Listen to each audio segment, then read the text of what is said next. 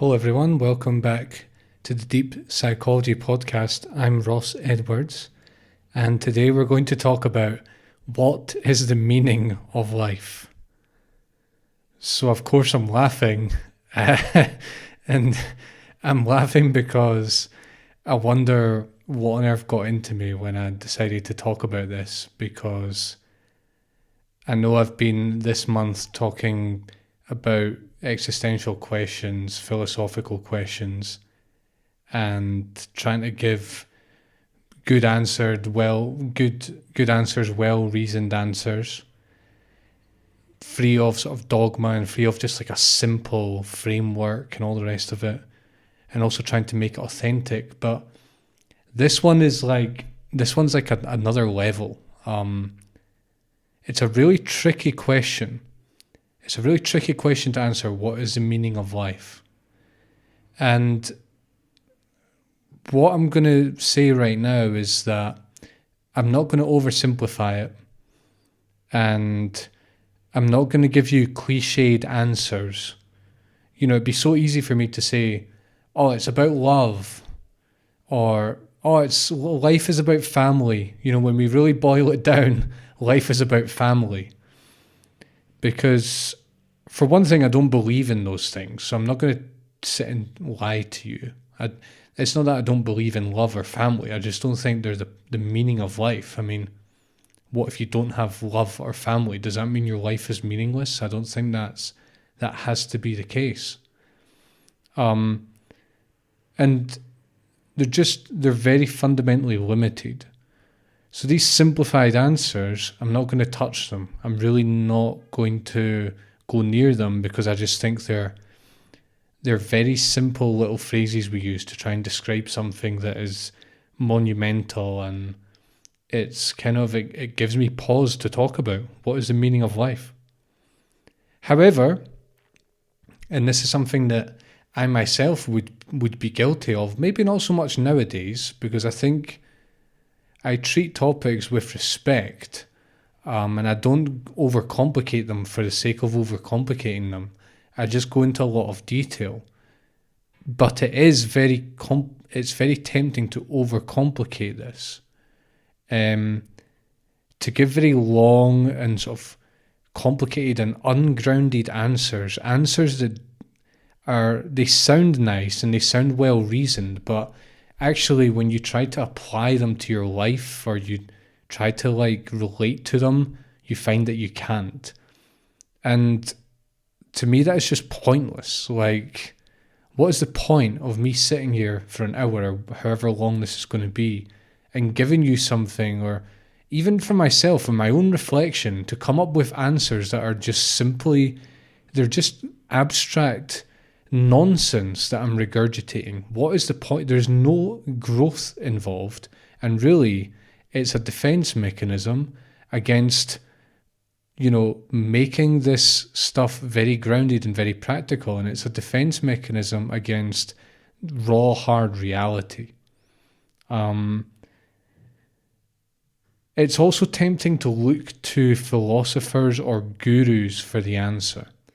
I could just sit here and I could go into ChatGPT and I could say, tell me how 20 different historical famous philosophers in history have answered the question of what is the meaning of life, or spiritual gurus or religious leaders. I could do that, and I could just sit and read what they did, and I could pretend it's my own work.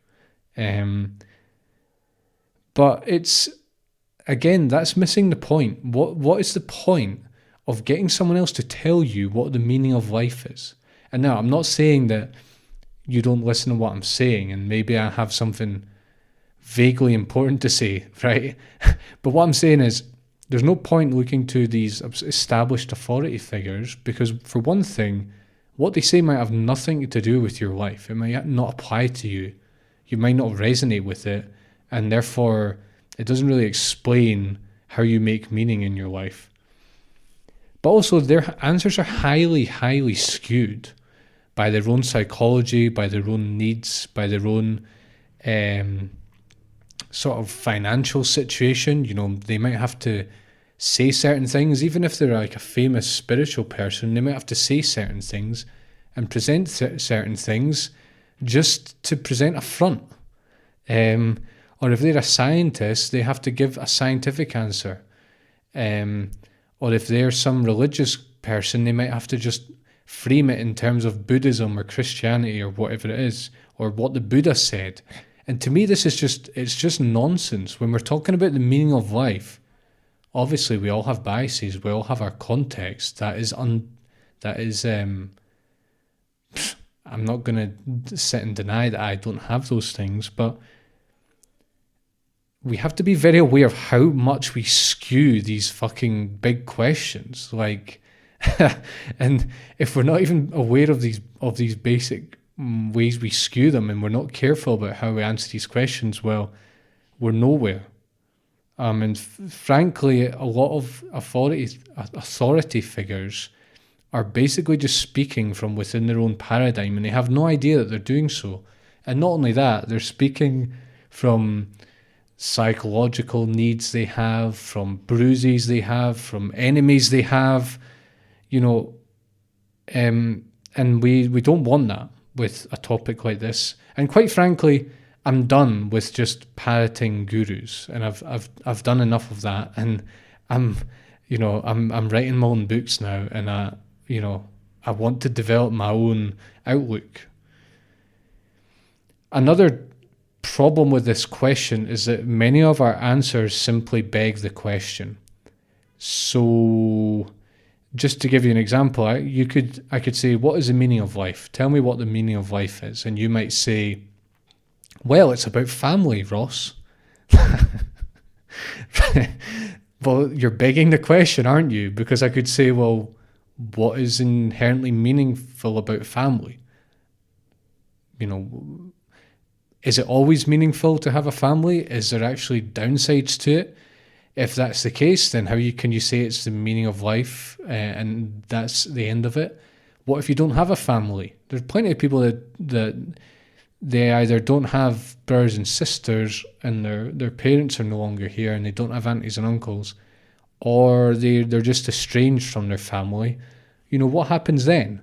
Does that mean that their life is meaningless? Again, that's not necessarily the case. If you look at sort of answers to big questions, and this literally applies to everything I've talked about this month, and it might be a theme you notice in how I go about these things, and is that I'm trying not to beg the question, because most of the time we beg the question. Another example, I could say to a scientist, what's the meaning of life? And they could say, well, the meaning of life is so that,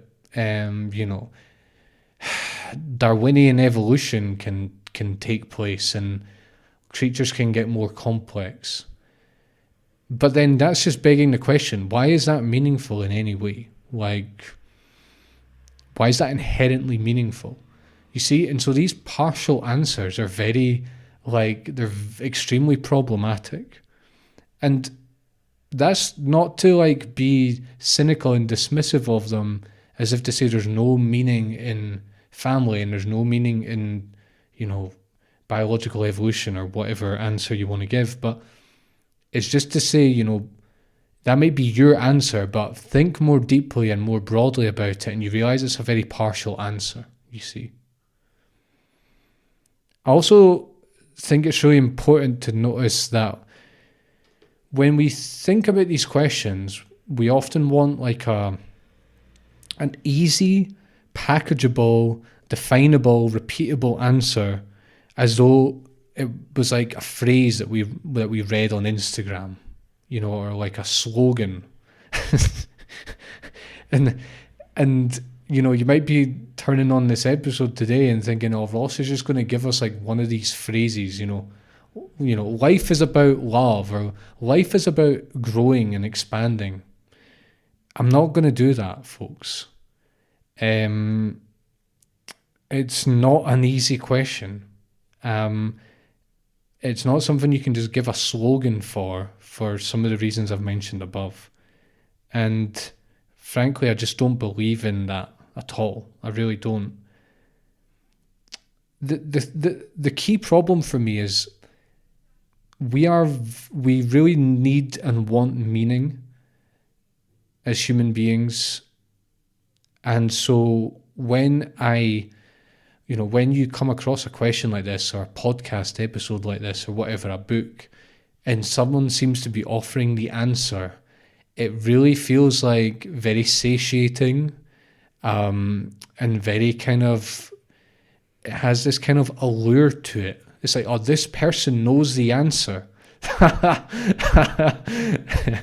And this is just such an illusion. Like, I can't even begin to describe. It's and the problem as well is that if you're in that state of like really needing an answer, how fucking discerning are you going to be? Like, to me, the more hunger you have for an answer, the less discerning you're going to be about the answers that people give you, because you're just fucking, you just want an answer. You don't really care about the answer is true. You just want a nice glass of water to satiate your thirst, kind of thing. And I remember, actually, I used to be into The Simpsons back in the day. It was probably 15, 20 years ago now. I'm 30 now.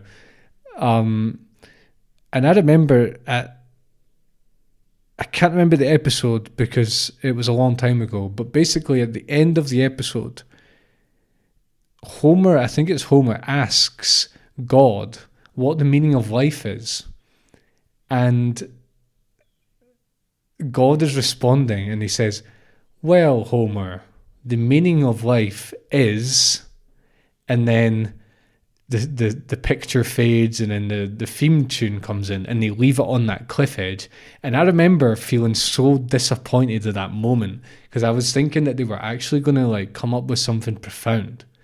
And that maybe tells you about something what I was like when I was 10 or 15 years old. But that's exactly what I'm talking about. That is the mechanism I'm talking about. Now, when I was 10 or 15, I obviously didn't realize that, hey, I have this need to know what is the grand meaning of all of this. And maybe that actually reveals something very powerful about the nature of the human mind and the nature of meaning itself. But now I have to be honest with myself and say, I was looking for an easy answer. I was looking for someone else to give me the answer. And that's a very problematic place to be in, because if the Simpsons God had finished the sentence, I probably would have just fucking believed them, because I was 10 or 15 and it's the Simpsons and I'm in love with the Simpsons, and they could have said anything and I probably would have believed them. And so taking all this into account, I'm not just going to, you might think I'm just trying to avoid the question here. I'm not. We're going to get into it right now. To me, there's two levels on which we need to address this question, because if we don't, things are going to get very confusing very quickly, and because they're really two very different domains. First of all, we have to answer, what is the meaning of my personal life? And I say my personal life, I literally mean you as an individual. What is the meaning of your personal life? And two, what is the meaning of life itself beyond me and beyond any individual? So we're looking sort of the meaning of our individual lives, or your life, or an individual's life, and what is the meaning of life itself as a kind of general idea, life as the whole of life, all of life.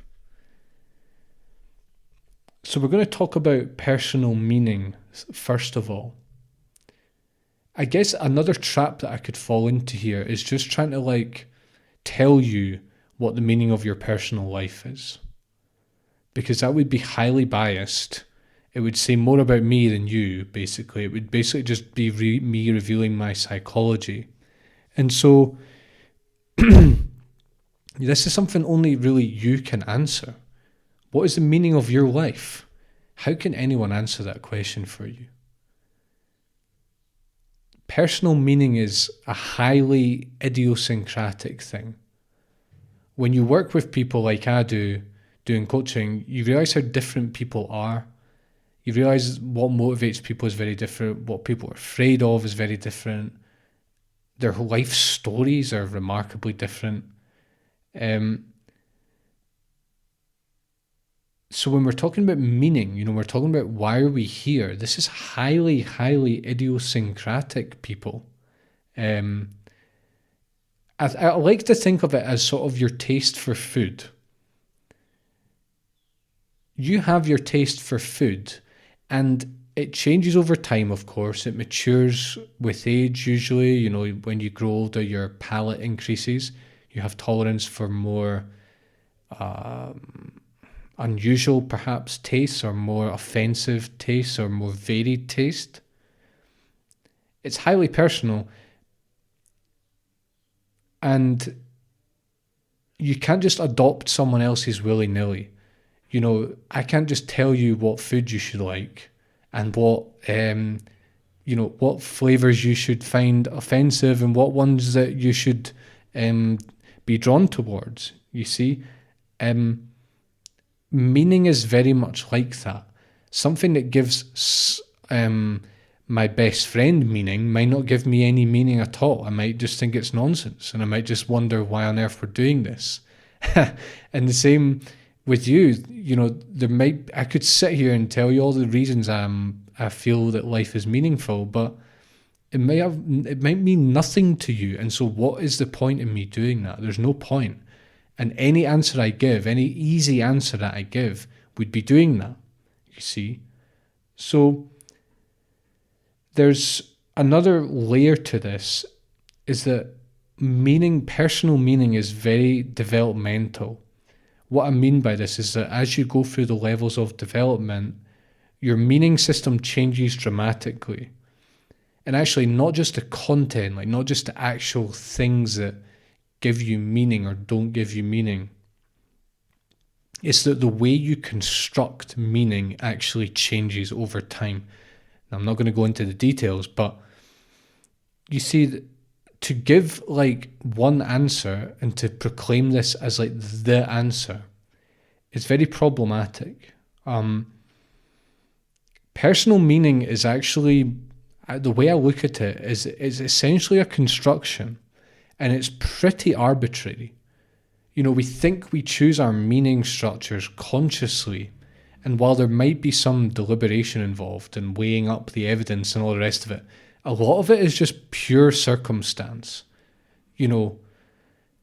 Just to give you an example, one of the things that used to give me a lot of meaning, not so much now, which shows you something as well about me and about how meaning works, was mathematics. For about 10 years of my life when I was younger, mathematics was extremely meaningful to me.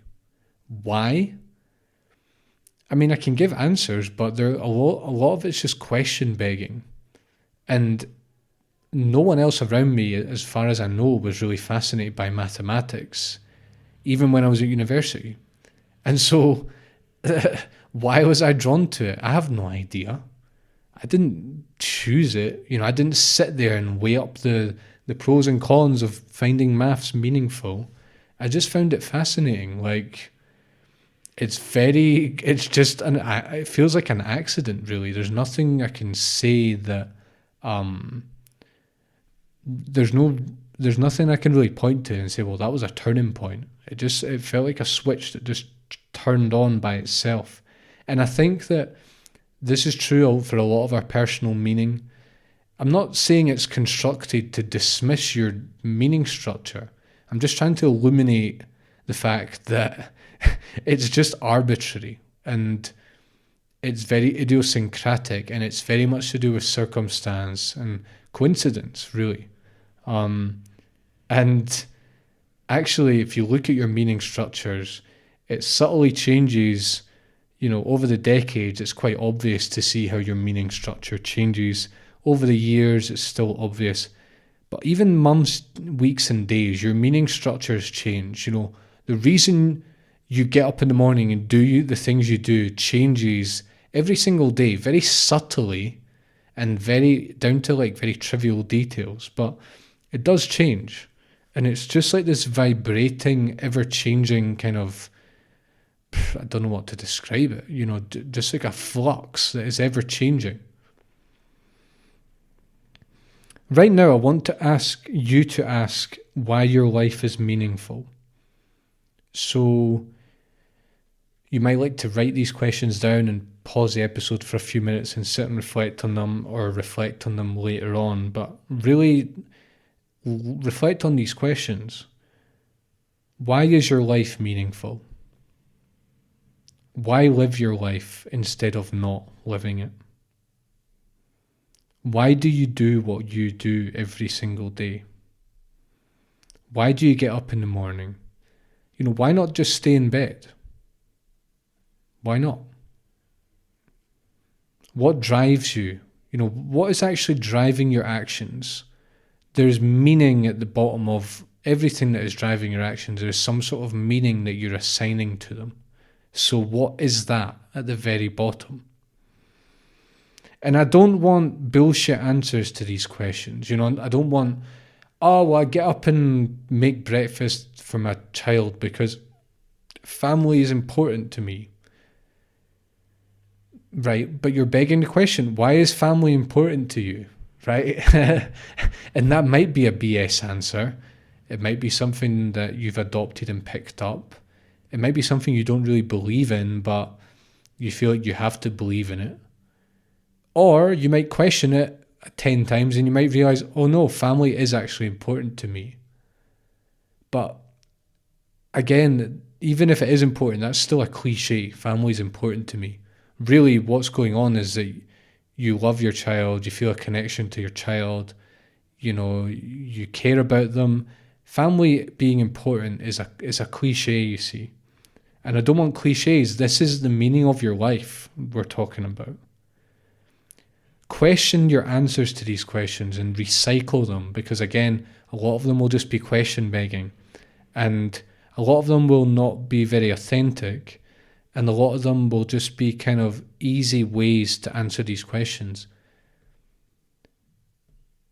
We're not doing this to tear apart your meaning structure, because ultimately something is driving you, and many things are driving you, but you assign meaning to lots of things, and those things drive you.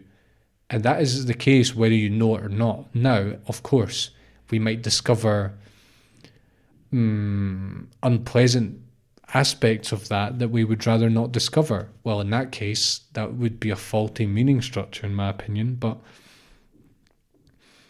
we're trying to get to the rock bottom conclusions here. We're trying to get to what are the elements of your meaning structure. The things that you value for your own sake, the things that when you question, why do I value this? You can't really describe it, right? So these are like the elements of your meaning structure. And as I said, it's a bit like your taste for food. It's highly idiosyncratic, of course. We don't want to over-exaggerate. Many people like chocolate, for example. That's not very idiosyncratic. But there are elements of your meaning structure that are very idiosyncratic, for example.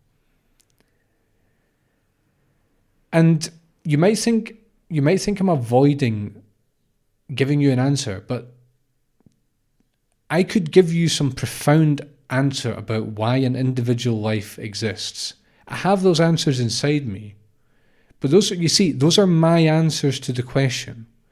And I don't think that's what you want. I think what you want is, what is the meaning of life for me? Because as I said, I could give you fundamentally why I think, what is the meaning of this? Why am I here as Ross? I could give you that on a very deep level.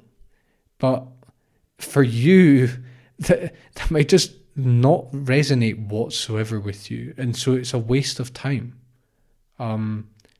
We might, at the end of the episode, get to that big answer that I'm mentioning here. What I want to do before talking about sort of collective meaning, what is the meaning of life itself in a sort of general sense, I want to talk about the trickiness of meaning. And we've touched on this a few times, but there's a lot more to say, and I want to be very kind of explicit, and I want to be very thorough in my analysis here.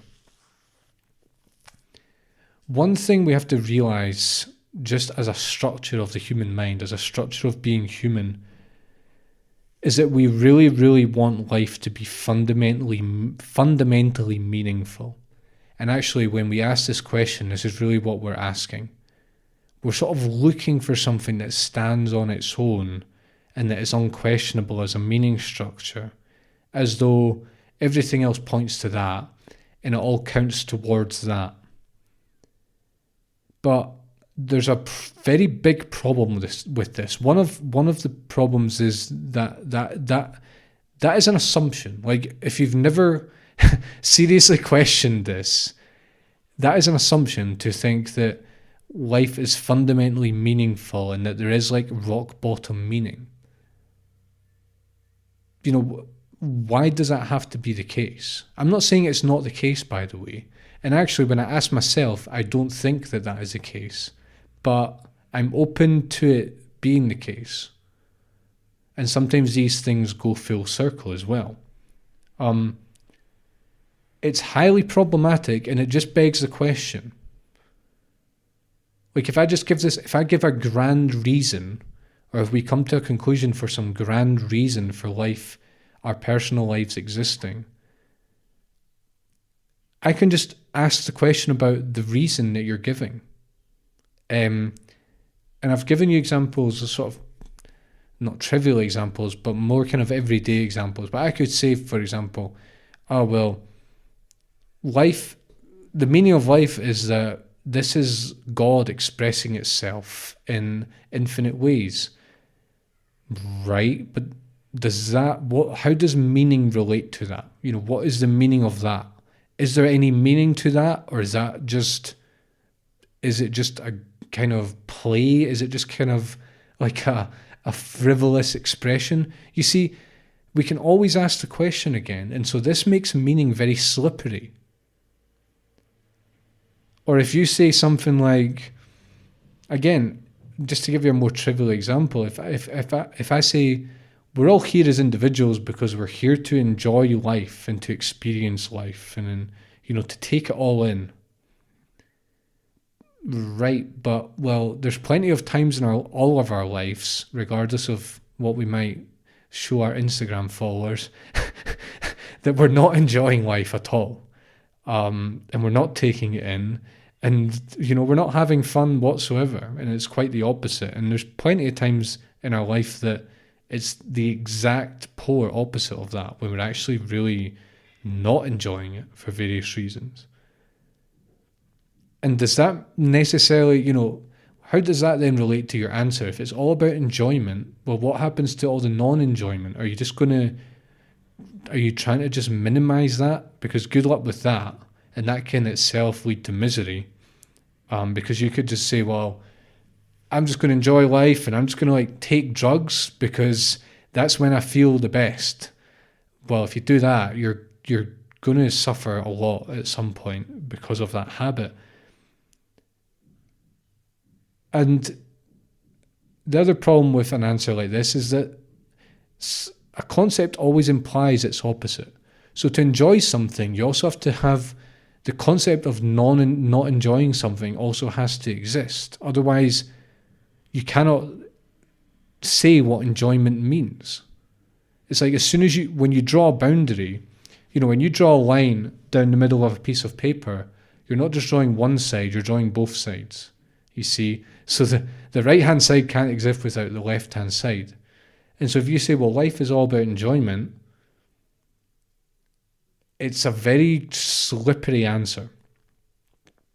And so, again, we want life to be fundamentally meaningful, but maybe it's not.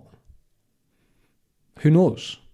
And even when we give an answer, we can always ask again, is that actually meaningful? Or is there any problems with my answer? Another problem is that we're deeply attached to meaning. And so, I mean, I've mentioned this, but what I want to focus on is the fact that because we're attached to it, when we start questioning it, the person questioning it starts to seem like nihilistic or depressed. So like I'm sitting here questioning the meaning of life. And to a lot of you, and I can think of people I know who would interpret in this way, think, oh, well, Ross must be depressed, or Ross must like have no motivation to do anything because he thinks life is meaningless, or he must be, bummed out, or he must think that, this is just like some frivolous game or something. And that is not the case. It's just that as humans, we're attached to meaning, and we don't realize that we're attached to it. So as soon as we question it, it's a bit like believing every word in the Bible is true. It seems obvious until you question it, and you start to question, you realize there's no reason why every word in the Bible has to be true. The same goes with meaning. There's no reason why your meaning structures have any ultimate application or any ultimate sort of context. Does it have to be that way? Is it necessary? Can you feel that life is meaningful without that being the case? You see, this question is very subtle and very nuanced and very grey. But if we approach it from the standpoint of, well, I'm just going to live my life and I'm not going to think about meaning because that means I'm going to get depressed and nihilistic, I would say that says more about the life you're living and how you view what life is, rather than the fact whether life is inherently meaningful or not. Because why would questioning meaning necessarily be a nihilistic thing? That doesn't make any sense. I don't know what to say. There's a very big difference between meaninglessness and a-meaningfulness. Now, I know these are strange words. Well, meaninglessness, you know what meaninglessness is. A-meaningfulness means when something is neither meaningful nor meaningless. It's just a thing. It's just something without assigning meaning to it. Now, what I am sort of poking at is the fact that life could be a-meaningful. We have to open our minds to that. There could be no ultimate meaning to it. And that's not to say it's meaningless, because meaningless is still meaning. It's just negative meaning.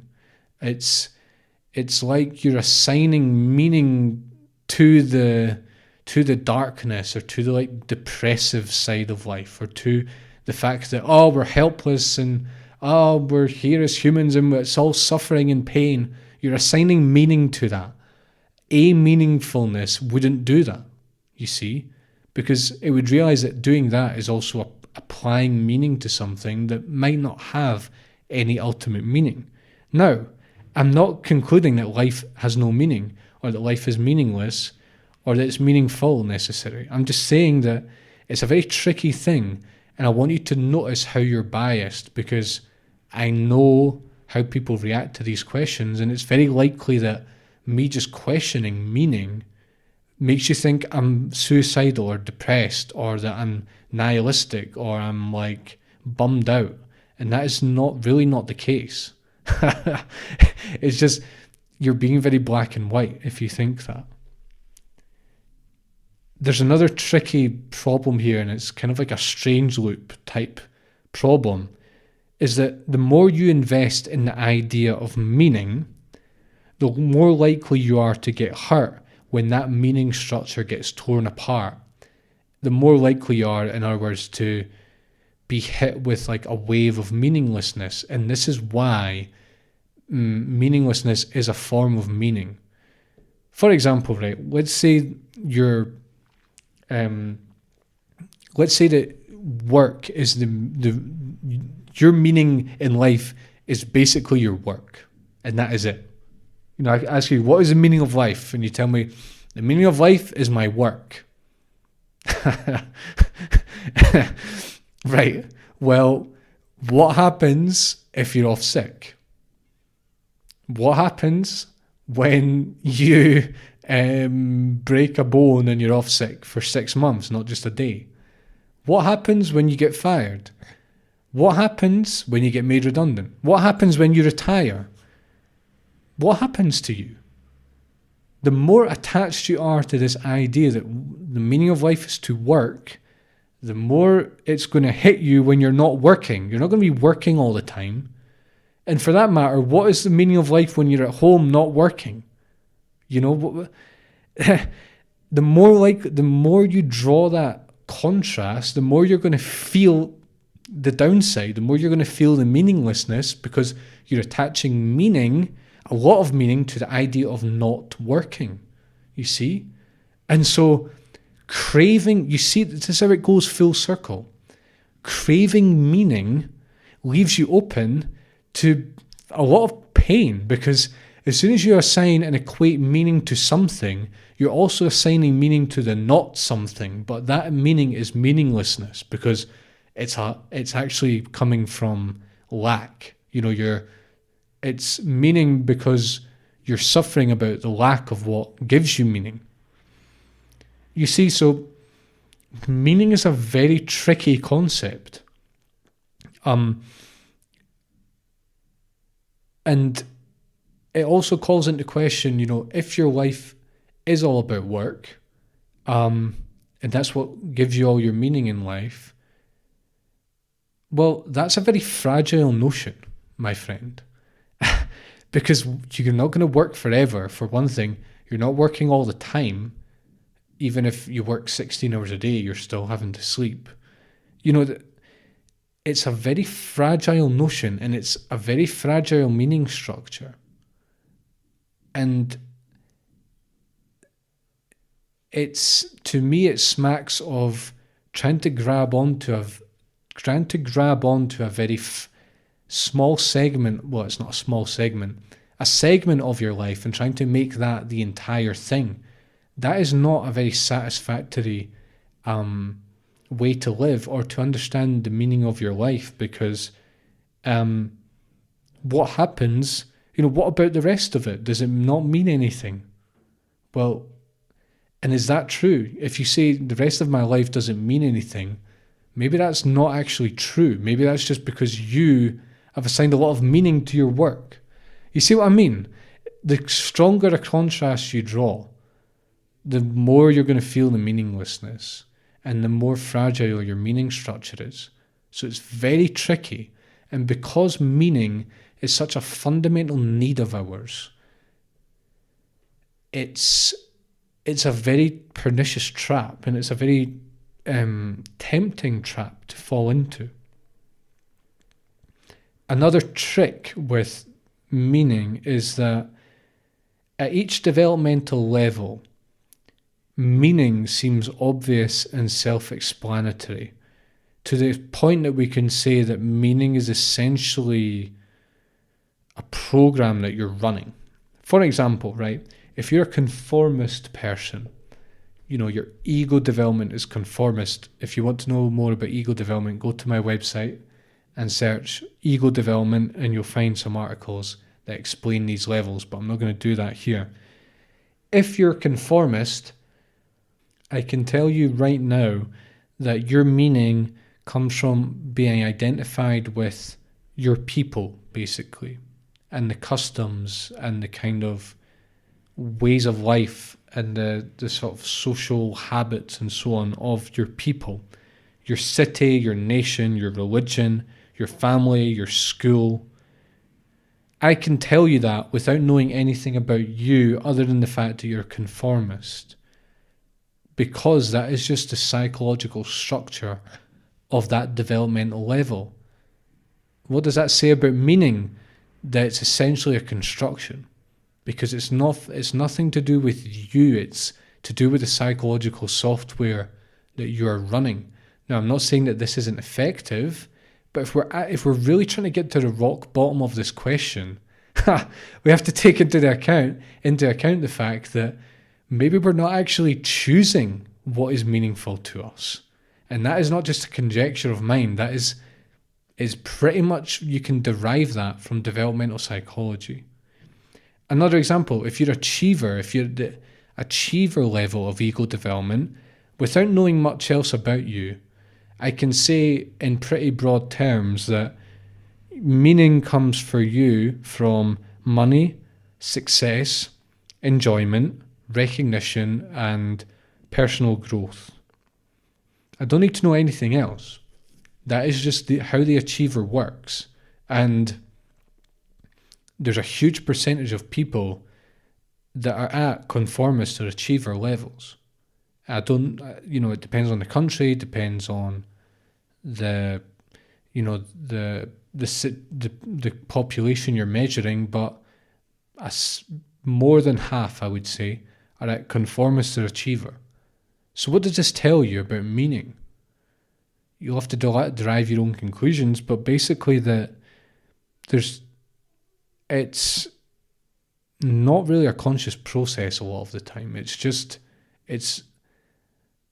because of the psychological software that we are running. Now, that doesn't mean to say that we have no influence. It's just that it's much more complicated than we might usually think it is. Another trick is that you can quite easily fall into meaninglessness. And in fact, we're always dancing between meaningfulness and meaninglessness.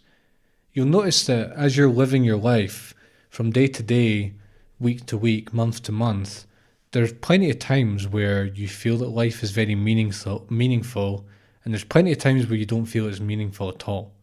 I know it might sound very bleak, but really look at your emotional state and your thoughts and, your levels of motivation, your levels of optimism and so on, and you'll realize that there are times where you don't really think life is very meaningful at all.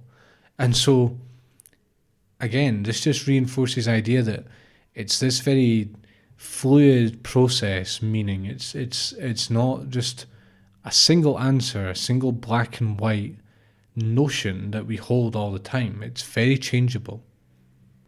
The final thing I want to say is that your sense of meaning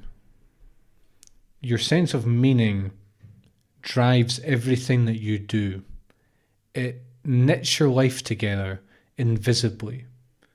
So think of your life as a web, like an interconnected web of events, emotions, circumstances,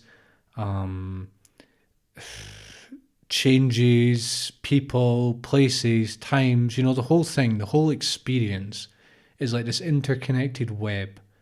So your sense of meaning sits behind all of that, and it sort of drives it all, and it gives you like a coherent narrative about what on earth this thing called life actually is, and why on earth you're living it. You see? And so it can be scary to see behind the curtain and to ask what is actually driving it all and why is it valuable. Maybe you find, if you question it, maybe you'll find that you don't really think your life is very meaningful. Or maybe you'll discover hidden meanings that aren't really expressing themselves. Maybe you find, for example, maybe you find art very meaningful, but your life has nothing to do with art and you're not pursuing that passion of yours. You might discover that you're misaligned and that you've been misaligned for a long time, and that can be very painful to admit to yourself. So what I'm saying here is that one, meaning sits behind everything we do, and two, it can actually be very painful to look at it and to really look at what drives us, because we are often in denial about it and we're often not really in alignment with what we find meaningful. So to conclude this section on personal meaning, I just want to basically say that personal meaning is a very you thing.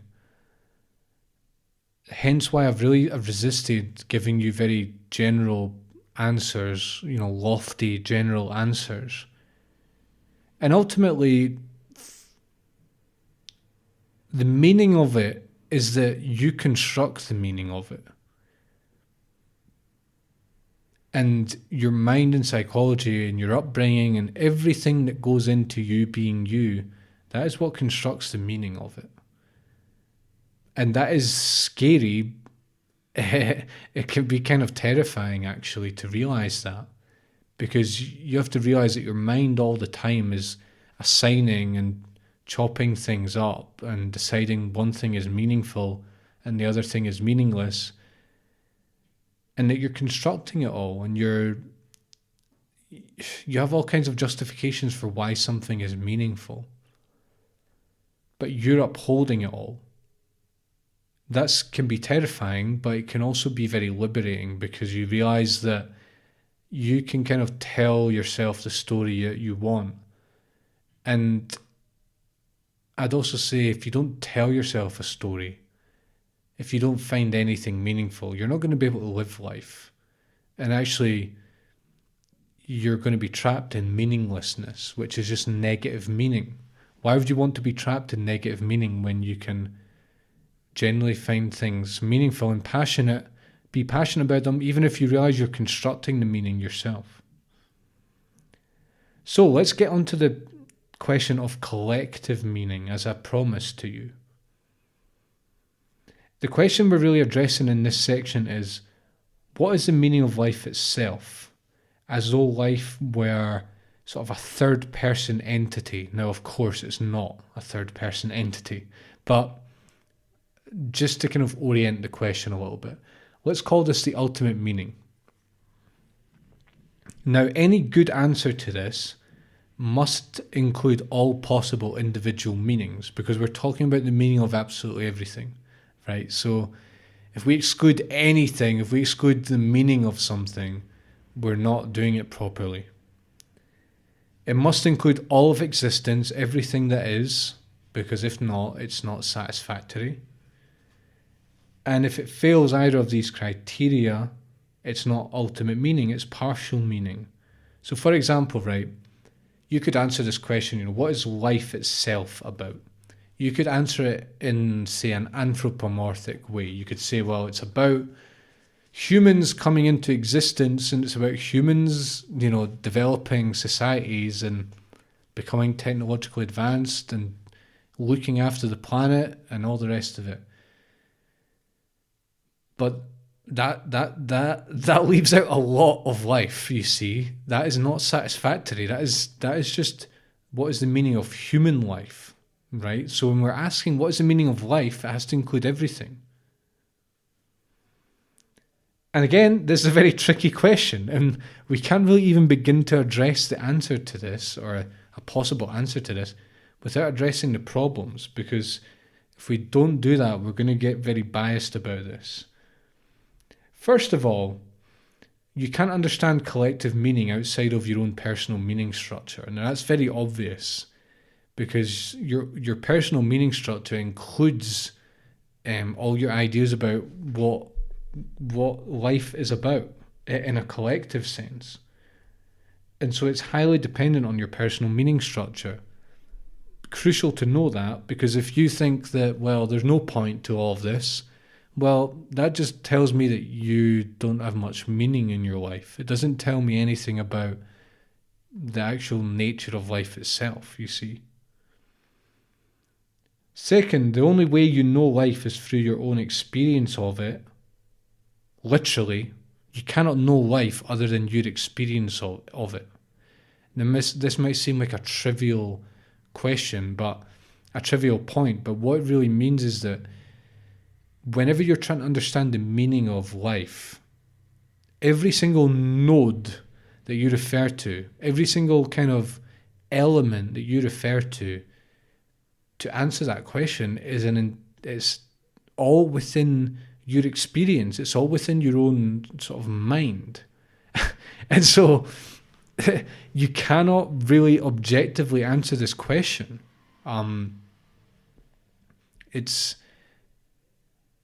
You're very biased in trying to come to a conclusion about this, and I include myself in that, because there's no escape from it. All of your ideas about the collective are just your ideas, and they're necessarily limited. So, of course, if your ideas about the collective are limited, The ideas about collective meaning are also very limited by necessity. And this isn't like a condemnation or a problem per se. It's just how it is. It's just the way the human mind works and the way that we relate to life itself. We cannot help but filter it all through our own mind. That is just how we operate. And I think we have to realize that in one sense, it's a complete mystery. Why are we actually here? Why does anything exist? Why is there nothing at all? Why bother with all of this? Why have the earth and human beings and buildings and cities and countries and all of this and the animal kingdom and the entire natural world, both animate and inanimate, and then that's just one planet as far as we know? Why even bother? Like, what is the point? And when you really start contemplating this, you sort of reach like a point where life seems very different to you, and you kind of it blows your mind. You don't take life for granted as this thing that just has to exist because, hey, it's life. Yeah, but what is life and why is life exactly? Why? And I want you to notice there's no good, easy answers to this question. Like, our mind grasps for answers, but that just says more about our mind than the actual nature of reality. It's a very mysterious question. Why would life exist? Why? And you might say, well, it's nihilistic to say that life couldn't exist, but it's only nihilistic if you take life for granted. If you don't take life for granted and you don't take yourself for granted, there's no reason why you should exist or not. There's no reason why life should exist or not, really. And to say that it is to beg the question again. I think a key point in this question is that the mystery of life is unavoidable, and the mysteriousness of it is closely connected to the meaning of it. If you contemplate the above questions that I've just given you about why does anything exist, why is there nothing at all, why bother with all of this, you realize that we actually don't know, right? Now, you could interpret that not knowing as ignorance, or you could interpret it as a kind of cop-out. Oh, we don't know why life exists. Let's just throw our hands up in the air. But actually, you could look at not knowing and say, well, why does not knowing exist? And maybe it exists because it's just, that is what meaning is. It's about not knowing the point, you see. What we can say is that life exists, right? That is undeniable. You're sitting here listening to this podcast. I'm sitting here recording this podcast right now. You can't deny that. That is undeniable. What is the point of it? Can you say, can you honestly give me an answer that stands on its own? I don't think you can. Because any answer you give requires something other than life. It requires you to try and step outside of life. And there is nothing else. Life simply is its own point. Why does it exist? It's an unanswerable question, because as soon as you give an answer, you're trying to point to something bigger than life, and you cannot do that. Life is its own point. You can't actually ground it in anything. And that is actually, for me, that is deeply meaningful to me, because it relieves me of this need to try and find some ultimate meaning. And it just allows me to appreciate it for what it is without having to ground it in some abstract thing that tries to ground it when it doesn't actually ground it at all. And if you're spiritual, you might say, well, It's God. Life is about God. That's what the meaning of life is. It's about God. God is expressing itself, or whatever you think. God loves existence and God loves life in all of this. But, and that, to me, that is a good-ish answer, right? And I notice myself how my mind likes to cling to that. But again, it's just begging the question, really. I mean, why is that inherently meaningful? You know, what is the point of that? Why does God have to exist? It could quite easily not exist. You see? And if you think, for example, that God is everything and nothing at the same time, which is a pretty well accepted and, you know, well corroborated point of view on God, then why would God not just exist as an infinite abyss and nothing else? Why would any of this have to actually exist? Why would we have to have our sense of identity? Why would the human race need to exist? What is valuable about that from a God's perspective then?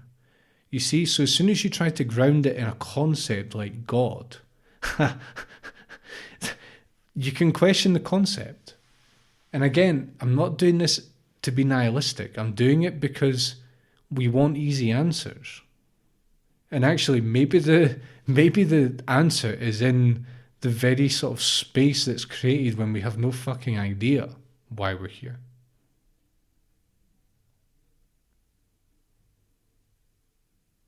You see, listen, my point of view is that all notions of ultimate meaning are just groundless. It's an unanswerable question. What is the meaning of life? Like, why is this here? It's an unanswerable question. You cannot answer that question. Life exists, and that is it. That is it. It exists. We know it exists. We may not have a clue why, but that is the answer. You see? You cannot know. And if you ground the answer in something else, you're trying to ground life within something smaller than life. And that doesn't make any sense. It makes zero sense.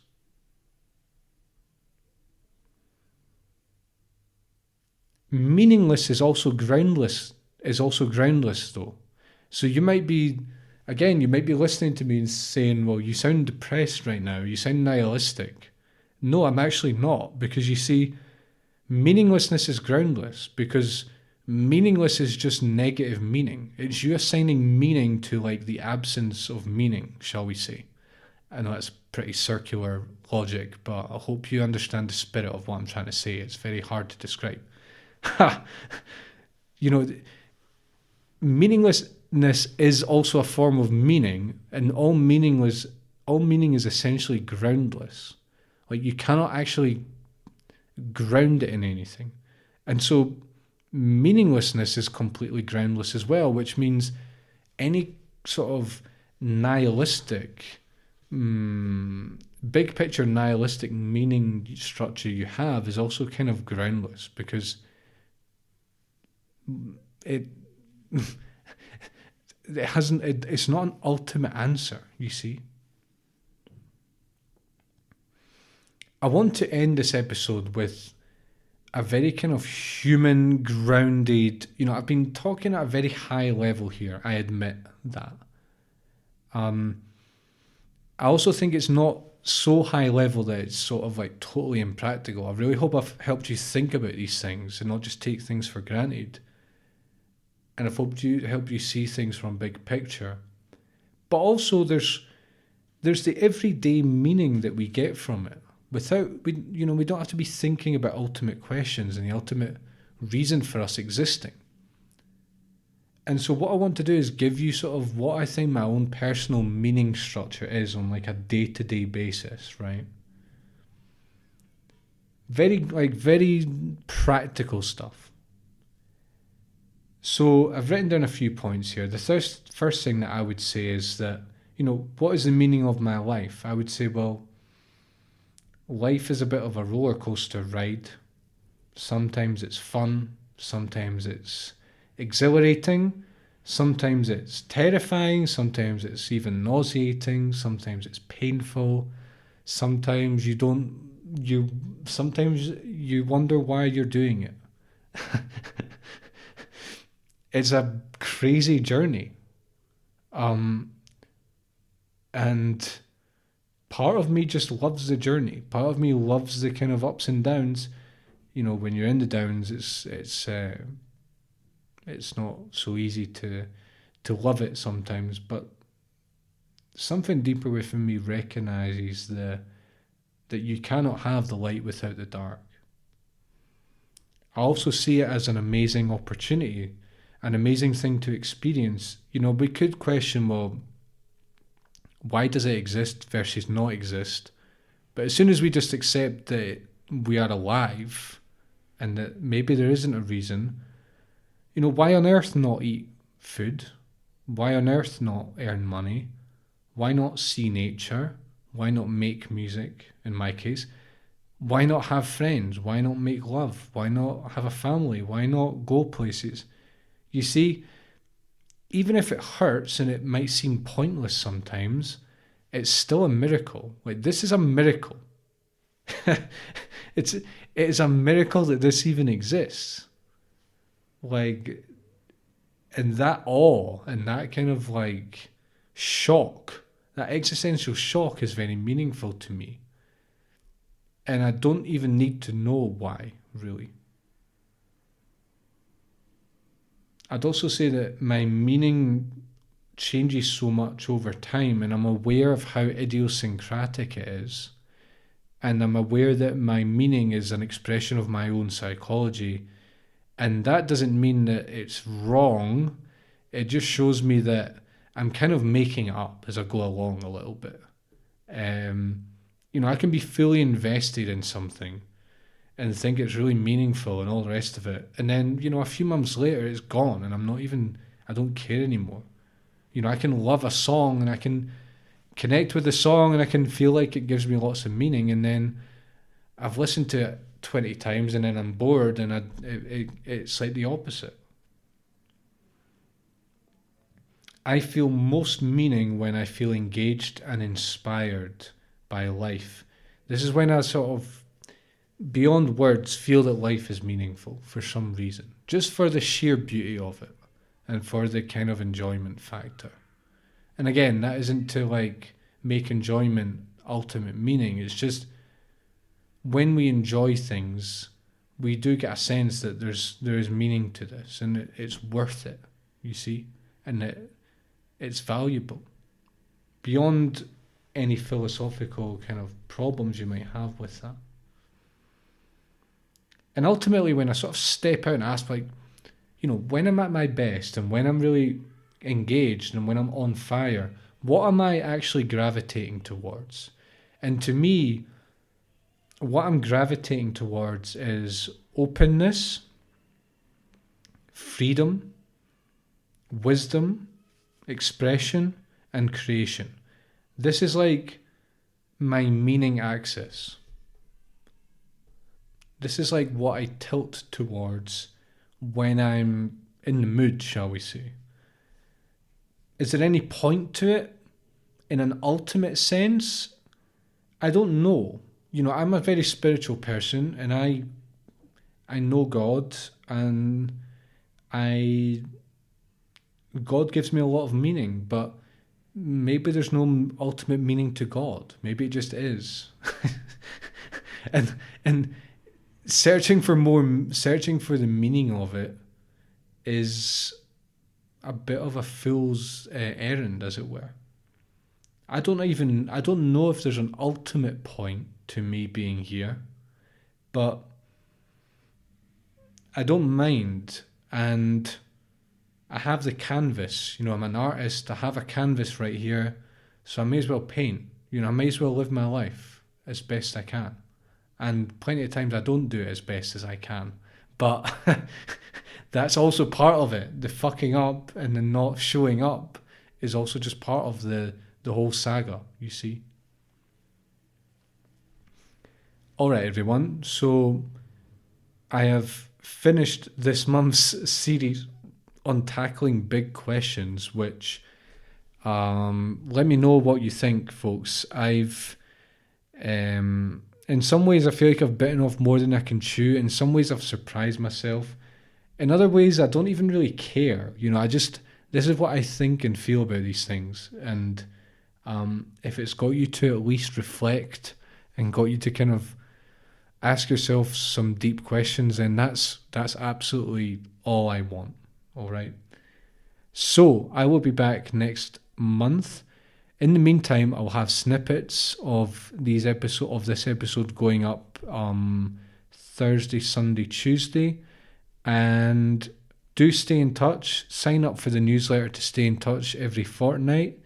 And if you like, you can try a free 20-minute coaching session with me. Head to the website deep-psychology.com for more details.